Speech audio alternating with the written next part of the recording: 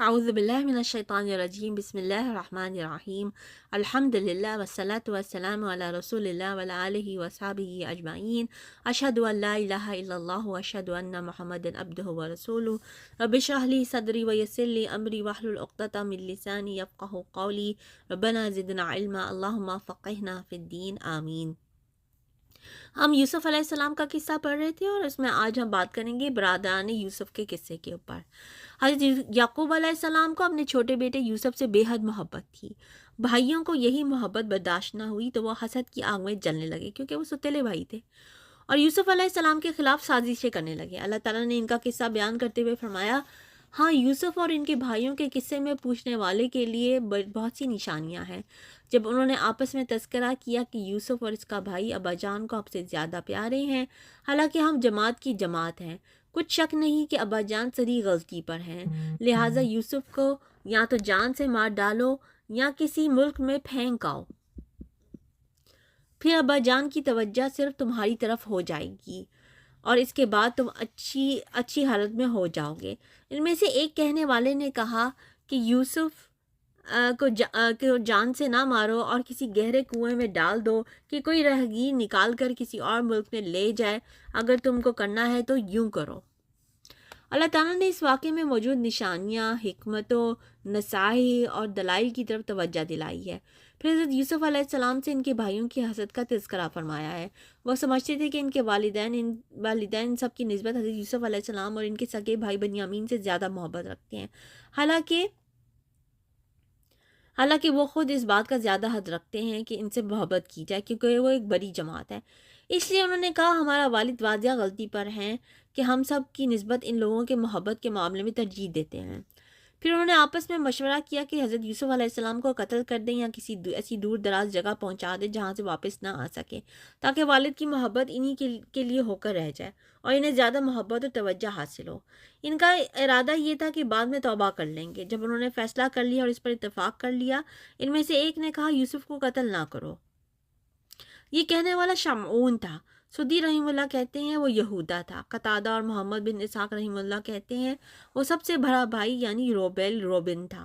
اس نے کہا اسے کسی گہرے کنویں میں ڈال دو کہ کوئی راہگیر نکال کر دوسرے ملک میں لے جائے، یعنی کوئی آنے جانے والا مسافر اسے لے جائے گا، یعنی اگر تمہیں ضرور وہ کام کرنا ہے جو کر رہے ہو تو جو کچھ میں کہہ رہا ہوں وہ کرو، کیونکہ یہ کام اسے قتل کرنے یا کہیں دور چھوڑ کر آنے سے آسان ہے۔ اس رائے پر اتفاق ہو گیا تو انہوں نے اپنی اس تدبیر کو عملی جامہ پہنانے کی کوشش شروع کر دی۔ ارشاد باری تعالیٰ ہے، کہنے لگے کہ ابا جان کیا سبب ہے کہ آپ یوسف کے بارے میں ہمارا اعتبار نہیں کرتے، حالانکہ ہم اس کے خیر خواہ ہیں۔ کل اسے ہمارے ساتھ بھی بھیج دیجئے کہ خوب پھل کھائے اور کھیلے کودے، ہم اس کے نگہبان ہیں۔ انہوں نے کہا کہ یہ امر مجھے غمناک کیے دیتا ہے کہ تم اسے لے جاؤ، یعنی وہ مجھ سے جدا ہو جائے، اور مجھے یہ بھی خوف ہے کہ تم کھیل میں اس سے غافل ہو جاؤ اور اسے بھیڑیا کھا جائے۔ وہ کہنے لگے کہ اگر ہماری موجودگی میں، جبکہ ہم ایک طاقتور جماعت ہے، اسے بھیڑیا کھا گیا تب تو ہم بڑے نقصان میں پڑ گئے۔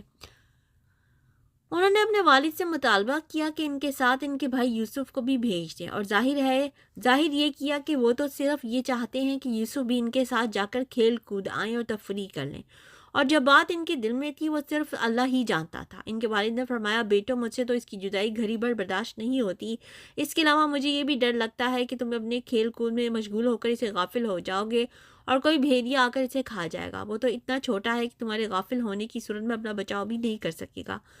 وہ کہنے لگے کہ اگر ہماری موجودگی میں، جبکہ ہم ایک طاقتور جماعت ہے، اسے بھیڑیا کھا گیا پھر تو ہم بڑے نقصان میں پڑ گئے، یعنی اگر بھیڑیا اس پر حملہ کر کے اسے ہمارے درمیان سے اٹھا کر لے گیا، یا ہم ایک جماعت ہو کر بھی اس سے اس طرح غافل ہو گئے کہ خدا نہ خواستہ یہ حادثہ ہو گیا تو ہم تو کسی کام کے نہ ہوئے، تب تو ہم مرے برابر ہوئے۔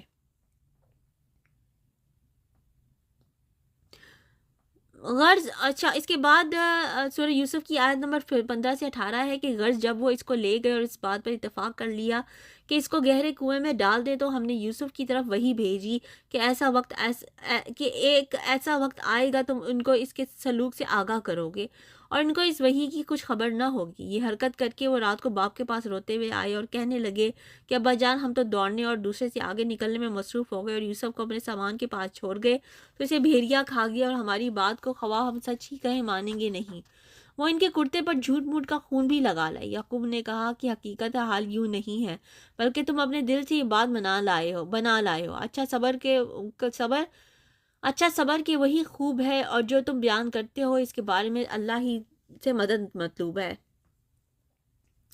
وہ لوگ اپنے والد گرامی سے اصرار کرتے رہے، حتیٰ کہ انہوں نے یوسف کو ساتھ لے جانے کی اجازت دے دی۔ جو ہی وہ لوگ آپ کی نظر سے اوجھل ہوئے، انہوں نے یوسف سے گالی گلوچ اور زبان و عمل سے اظہار ثانی شروع کر دی۔ انہوں نے پختہ فیصلہ کر لیا کہ آپ کو کنویں کی گہرائی میں اس کے درمیان پڑے ہوئے کسی بڑے پتھر پر پھینک دیں گے، جسے راؤنا کہتے تھے۔ جب کنویں میں پانی کم ہو جاتا تو ایک آدمی کنویں میں اتر کر اس پتھر پر کھڑا ہو جاتا اور ڈول میں خود پانی بھرتا تھا۔ باہر کھڑا ہوا دوسرا آدمی رسی کے ذریعے سے ڈول کھینچ لیتا تھا۔ جب انہوں نے آپ کو کنویں میں پھینک دیا تو اللہ تعالیٰ نے آپ کی طرف وحی نازل فرمائی کہ آپ جس مصیبت میں گرفتار ہو گئے اس سے آپ کو ضرور نجات ملے گی۔ آپ اس وقت بھائیوں کو ان کی کرتوت یاد دلائیں گے جب آپ کو عزت و اقتدار حاصل ہوگا، اور یہ لوگ آپ کے محتاج بھی ہوں گے اور آپ سے خوفزدہ بھی، اور انہیں معلوم نہیں ہوگا۔ وَهُمْ لَا يَشْعُرُونَ کی تشریح دو طرح کی گئی ہے۔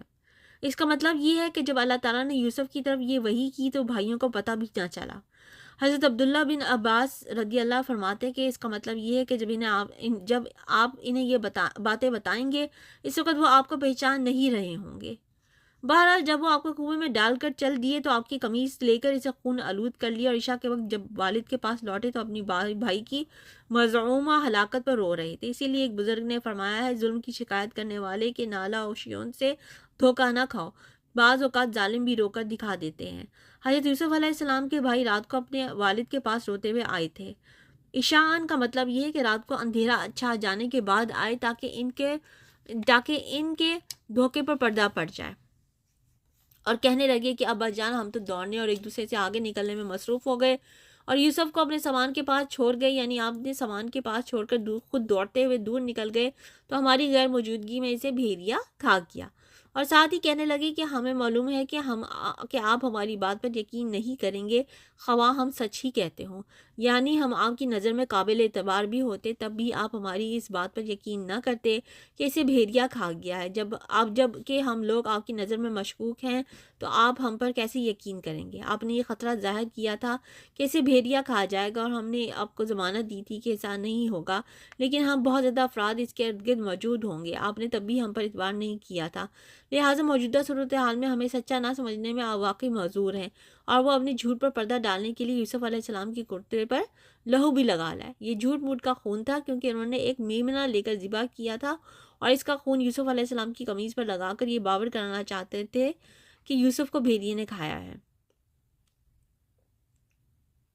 انہیں قمیص کو پھاڑنے کا خیال نہ آیا، ان پر شک کی علامت واضح تھی، اور اس لیے والد کے سامنے ان کی بات نہ بن سکی۔ آپ جانتے تھے کہ وہ یوسف سے عداوت رکھتے ہیں اور اس بات پر ان سے حسد کرتے ہیں کہ والد کے دل میں ان کی محبت زیادہ ہے، کیونکہ ان پر بچپن ہی سے شان اور عظمت کے آثار نظر آتے تھے، اس لیے کہ اللہ تعالیٰ ان کو شرف نبوت سے نوازنا چاہتا تھا۔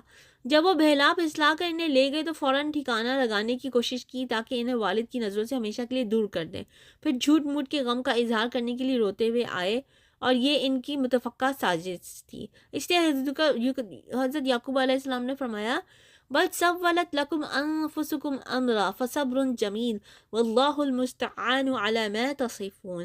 حقیقت حال یوں نہیں ہے بلکہ تم اپنے دل سے یہ بات بنا لائے ہو، اچھا صبر کہ وہی خوب ہے، اور جو تم بیان کرتے ہو اس کے بارے میں اللہ ہی سے مدد مطلوب ہے۔ تو چنانچہ وہ یعقوب علیہ السلام کو دھوکہ دے کے جو ہے وہ ثابت کرنا چاہتے تھے جیسے یوسف علیہ السلام کو بھیڑیا کھا گیا، حالانکہ حقیقت یہ تھی کہ انہیں وہ کنویں میں ڈال آئے تھے۔ اس کے بعد یوسف علیہ السلام کے بھائی اپنے زعم باطل میں ان کو مار کر گھر لوٹ گئے، یعنی انہوں نے اپنے طرف سے یہ خیال کیا کہ ہم نے ان کو مار دیا ہے کیونکہ انہوں نے تو کنویں میں ڈال دیا تھا۔ ادھر اللہ تعالیٰ نے یوسف علیہ السلام کو بذریعہ وحی تسلی دی اور علم و حکمت عطا کرنے کا وعدہ فرمایا۔ ارشاد باری تعالیٰ ہے، اور ایک قافلہ آیا اور انہوں نے پانی کے لیے اپنا سقا پانی لانے والا بھیجا، اس نے کنویں میں ڈول لٹکایا تو یوسف علیہ السلام اس سے لٹک گئے۔ وہ بولا، ذہی قسمت، یہ تو نہایت حسین لڑکا ہے، اور اس کو قیمتی سرمایہ سمجھ کر چھپا لیا، اور جو کچھ وہ کرتے تھے اللہ کو سب معلوم تھا۔ اور انہوں نے اس کو تھوڑی سی قیمت یعنی چند درہموں کے عوض بیچ ڈالا، اور انہیں ان کے بارے میں کچھ لالچ بھی نہ تھا۔ اور مصر میں جس شخص نے اس کو خریدا اس نے اپنی بیوی سے کہا کہ اس کو عزت و اکرام سے رکھو، وہی نہیں کہ یہ ہمیں فائدہ دے یا ہم اسے بیٹا بنا لیں۔ اس طرح ہم نے یوسف کو سرزمین مصر میں جگہ دی، اور غرض یہ تھی کہ ہم ان کو باتوں خوابوں کی تعبیر سکھائیں۔ اور اللہ اپنے کام پر غالب ہے، لیکن اکثر لوگ نہیں جانتے۔ اور جب وہ اپنی جوانی کو پہنچے تو ہم نے ان کو دانائی اور علم بخشا، اور نیکوکاروں کو ہم اسی طرح بدلہ دیا کرتے ہیں۔ اس مقام پر اللہ تعالیٰ بیان فرما رہی ہیں کہ جب یوسف علیہ السلام کو کنویں میں ڈال دیا گیا تو کیا ہوا۔ آپ بیٹھے اللہ کی مدد اور رحمت کا انتظار فرما رہے تھے کہ ایک قافلہ آ گیا۔ قافلے میں انہوں نے کنویں سے پانی لانے کے لیے ایک آدمی بھیجا۔ جب اس نے کنویں میں ڈول لٹکایا تو یوسف علیہ السلام اس سے لٹک گئے، اس طرح باہر نکل آئے۔ جب اس آدمی نے آپ کو دیکھا تو بولا میرے لیے خوشخبری ہے کہ یہ ایک لڑکا ہے، یعنی انہوں نے ظاہر کیا کہ ان کے سامان تجارت میں یہ غلام بھی شامل ہے، اور جو کچھ وہ کرتے تھے اللہ کو سب معلوم تھا، یعنی اللہ تعالیٰ کو معلوم تھا کہ آپ کے بھائیوں نے کیا سازش کی ہے، اور وہ بات بھی معلوم تھی جو قافلے والوں نے یہ کہہ کر چھپائی تھی کہ یوسف ان کے سامان تجارت میں شامل ہے۔ اس کے بعد اللہ تعالیٰ نے صورتحال کو تبدیل نہ کیا، کیونکہ اس میں اللہ کی ایک عظیم حکمت پوشیدہ تھی جس کا فیصلہ تقدیر الہی نے بہت پہلے کر دیا تھا۔ یہ لڑکا جو مصر میں ایک قیدی غلام کی طرح داخل ہو رہا تھا، اس کے ذریعے سے اہل مصر پر رحمت نازل ہونے والی تھی۔ اس کے ہاتھ میں ان کے تمام معاملات اور حکومت کی باغ ڈور آنے والی تھی، اور اس کے ذریعے سے ان لوگوں کو دنیا اور آخرت کے بے حد و حساب فوائد و برکات حاصل ہونے والے تھے۔ ٹھیک ہے، اس طرح وہ اپنے باپ کے پاس سے نکل کے کنویں میں پہنچے، اور کنویں سے نکل کے قافلے کے ذریعے سے مصر پہنچ گئے۔